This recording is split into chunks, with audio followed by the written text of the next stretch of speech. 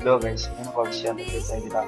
ನಮ್ ದುರ್ಗಾ ಸಲ್ಮಾನ್ದು ಲಕ್ಕಿ ಭಾಸ್ಕರ್ ಅಂತ ಒಂದು ಫಿಲಂ ರಿಲೀಸ್ ಆಗಿದೆ. ಒಂದು ಬ್ಯಾಂಕ್ ಎಂಪ್ಲಾಯಿ ಕ್ಯಾಶಿಯರ್ ಇಂದ ಒಂದು ಒಳ್ಳೆ ಪೊಸಿಷನ್, ಮ್ಯಾನೇಜರ್ ಪೊಸಿಷನ್ಗೆ ಪ್ರಮೋಷನ್ ಆಗ್ತಾನೆ.